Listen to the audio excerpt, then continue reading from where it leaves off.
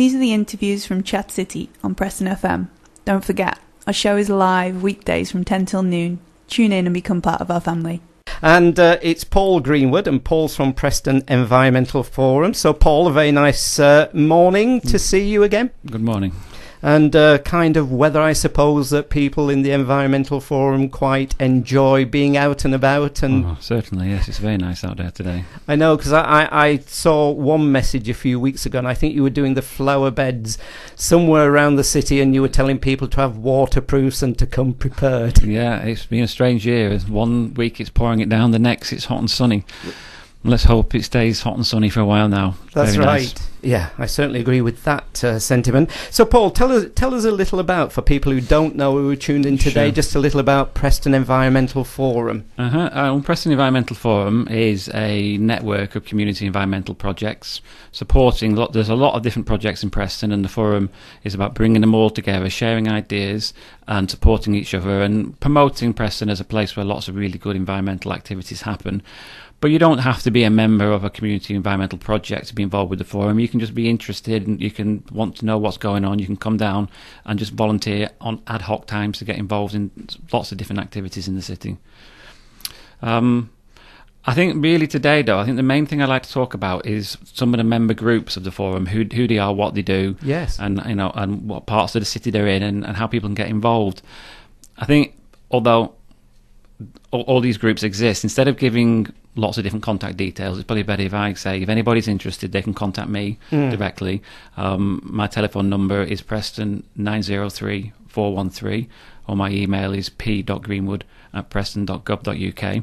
They can contact me, and I can let them know who these groups are and how they can get in touch with them and when the meetings are and things of that nature.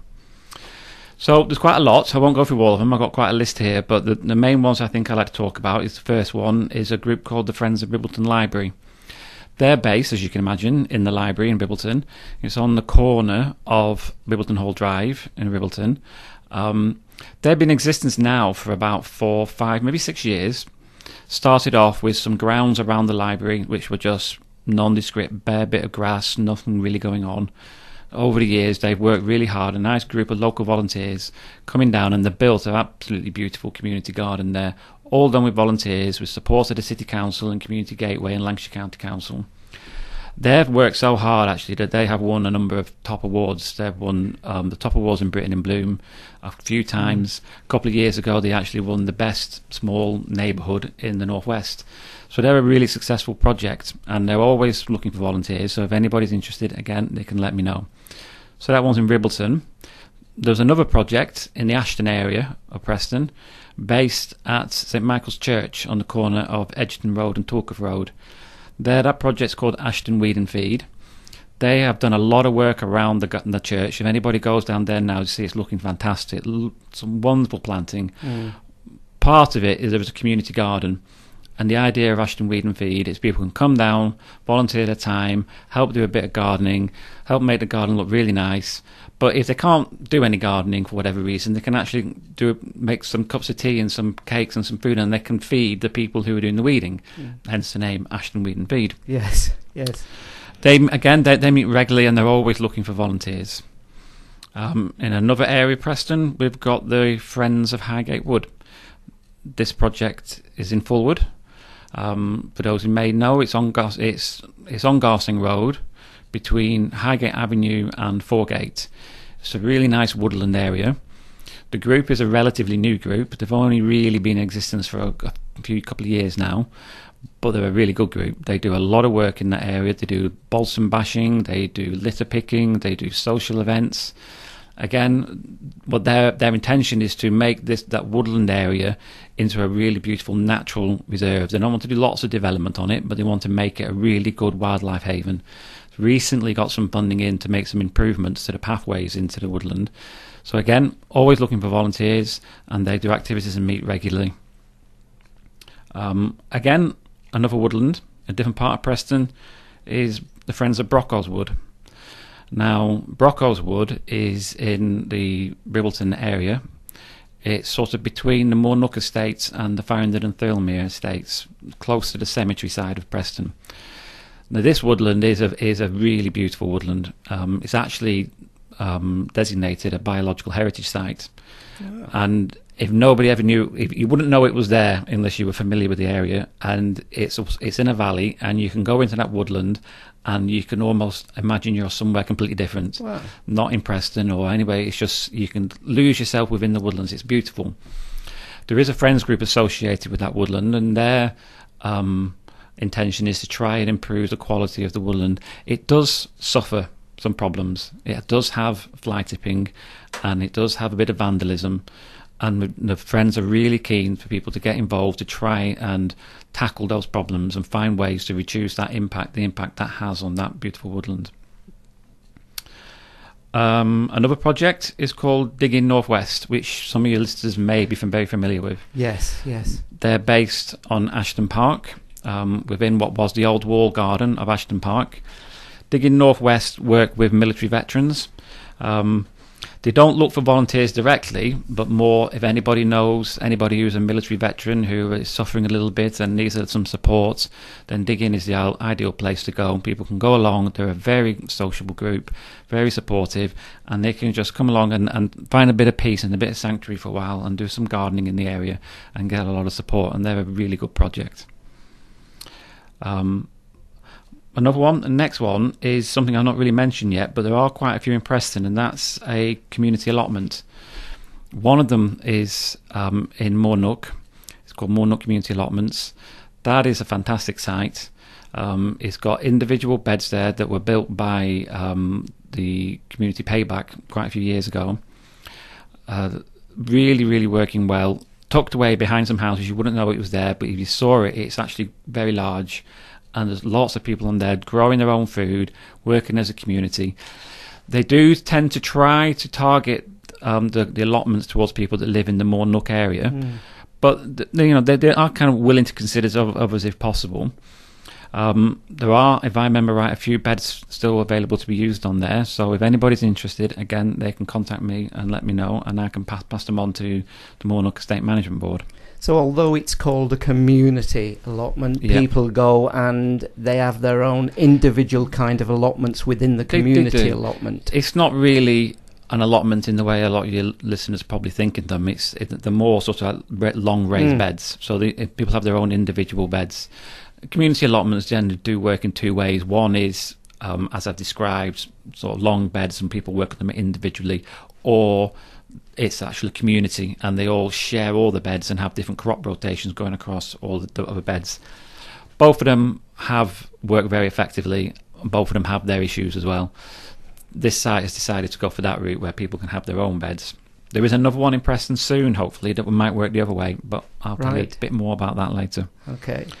Another little project, it's only a small project, but it's a really nice one, is a project called Euston Street Park. That's in the sort of Bow Lane, Christchurch Street area, near County Hall. That's our part of town. Broadgate, I think, is what you would describe it as. That's a play area that's been getting some funding in to improve the play equipment on there, but also they're doing quite a nice little bits of planting on there, some wildflower planting, and I got a little group of volunteers there who are doing some wonderful work, but still looking for people to get involved. Now, another community food growing project, which is a really nice little one, is one called Avenham Gardens, and that is just off what's called Hudson Street in Avenham. It's down, I've forgotten the name of the road, the main road that goes through through Avenham. I've forgotten what it's called. Can you believe that? Right. What's it called? I wish I could help you out. I can't remember, but it's in Avenham. Right. It's a site which was it was a derelict site which was converted into a food growing site, Oxford Road. Right, Oxford Road. It was a derelict site that was converted into a food growing project about 4 years ago, possibly. Took a short while to get going, but now actually it's working quite well, and there's quite a few volunteers on there. They tend to work a little bit more together on that site than individual beds, but still they're looking for people who would want to get involved. And you don't have to be an expert on food growing. You can come down and you can learn about how to do it. It's all about supporting people. It's not about coming along and about saying, right, I know how to do all this already, although people who have skills and knowledge are always welcome. But if you don't know anything about food growing but want to know more, then there's plenty of opportunity there. Again, that's Avenham off Oxford Road, or is it Street? I can never remember. It's one or the other. A little derelict, or was a derelict site, but now is looking fantastic. I can go on forever, really. There's loads of them. Well, I mean, the thing I'm thinking as you're mentioning them is about how it's bringing areas to life that maybe otherwise would be neglected or derelict. And I'm quite fascinated, in a way, the fact that the communities themselves are recognising where there's an area in that community and where they can do something to it that benefits all the community. Absolutely, yeah. I mean, that is one of the main objectives of the forum, is to show people and say to people, you can do these things. It is possible to do these things. And myself, I work for the City Council. The City Council is supportive of doing that type of thing as well. It is very much about saying, if there is an area near where you live where you think it has the potential to be improved in some way, then we're very interested to find out about it and to see what we can do there. It does need dedication from people and local volunteers, or volunteers from across the city getting involved. But there are possibilities, and most of these sites I'm mentioning are on sites. A lot of them were, at least, on sites that were disused at one point, and just turned them around and are now becoming positive community assets. Well, it's like the one you mentioned near County Hall. I mean, if it's also a play area, then you can brighten it up and hopefully get the children to take an interest and a respect in the area that they're living. Exactly. I mean, that was an existing play area, but it was a little bit tired. And the local people in that area said, well, we want to make it better, but for those reasons, exactly, for their children to go and play there and enjoy it, and it being a nice site where it's a pleasure to go to. So they said, well, we can do it ourselves. We don't just need to wait for somebody to come along from the City Council to do it for us. We can say, actually, we can be part of that process. We can kickstart this, and we can be involved in actually improving those sites.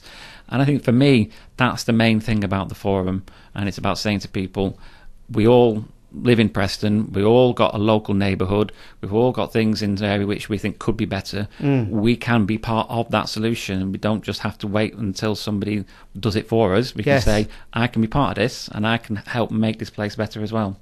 And I also found interesting the one at Brockholes. Is it Brockholes Meadow? That Brockholes Wood. In fact, people there are also looking at ways to reduce graffiti or reduce problems. And I've not heard of Brockholes Wood before. So is it quite close to Brockholes itself? I would. It is. I mean, you can.